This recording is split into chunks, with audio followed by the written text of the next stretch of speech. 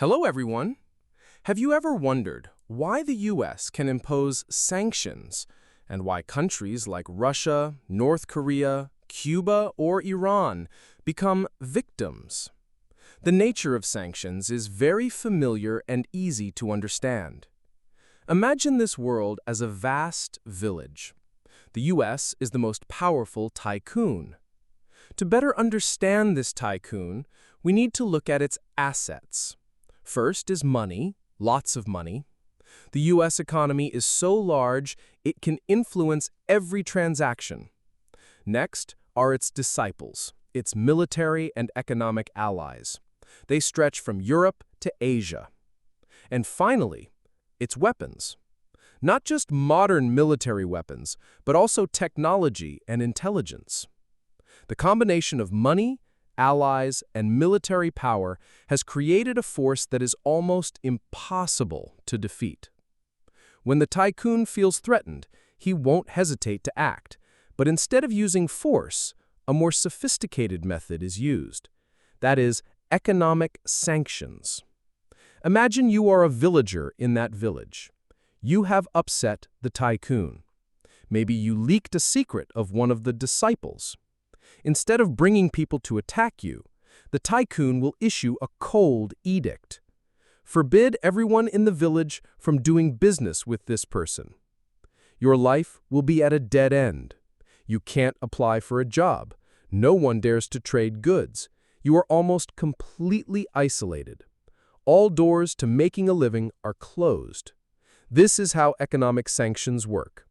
They don't cause immediate physical pain. Instead, they make the victim hurt slowly, persistently. It can last a lifetime. An economy under sanctions is like a body with its blood supply cut off. It will weaken and collapse.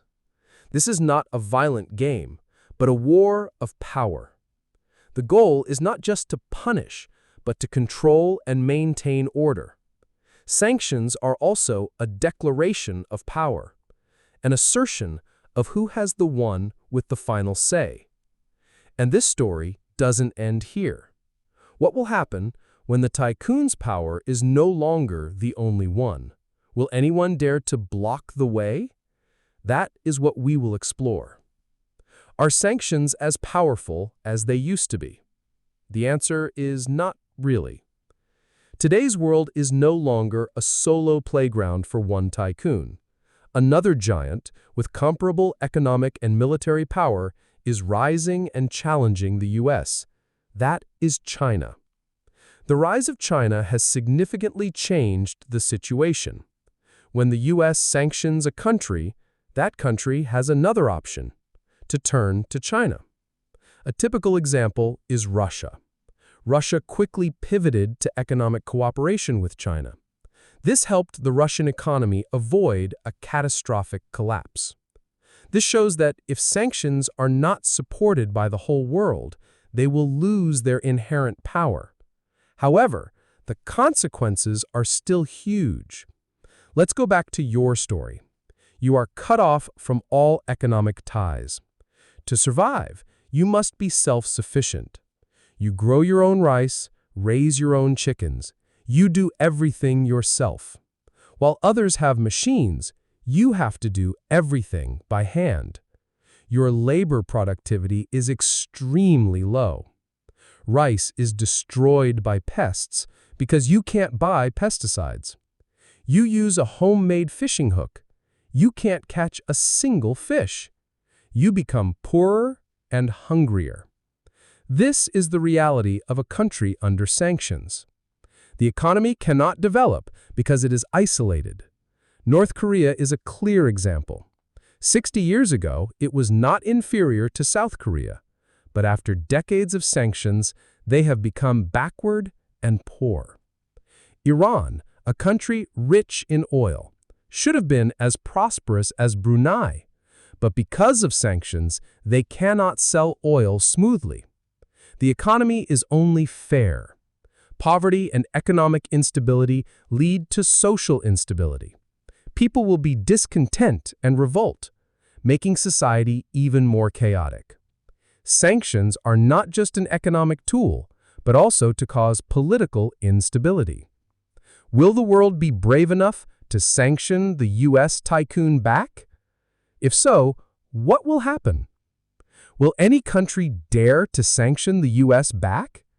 In theory, it's completely possible. But the problem is, will anyone follow that sanction order? Imagine you are a small country and you declare, "I will sanction the U.S." The U.S. might not even care. Or worse, they will sanction your back. The reason is simple: influence. The U.S. has a huge economy, a strong military alliance, a series of allies around the world. When the U.S. gives an order, its allies will follow. When you give an order, do you have enough power? Do you have enough economic strength to punish those who don't comply? More importantly, do you have enough military power to fight back if the U.S. decides to teach you a lesson? This is the nature of power. Sanctions are not just a prohibition, but a declaration of position, showing who has the voice and the ability to dominate the world. In the global village, the one with money, an army, and allies is the one with the right to issue edicts. However, this is not permanent. The world is always changing, and so is power. The rise of other nations, especially China, creates a new multipolar situation. The U.S.'s sanctions are no longer absolutely effective. Sanctioned countries can seek other partners, create new economic alliances. Sanctions are a mirror reflecting power and the changing world. It shows that in the political chessboard, nothing is permanent. A country that once had absolute power may now face new challenges. A country that was once a victim can now find a powerful ally. We're living in an era where the balance of power is shifting. That is an extremely interesting thing. What do you think about the future of these sanctions?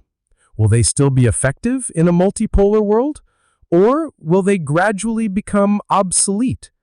Please share your thoughts.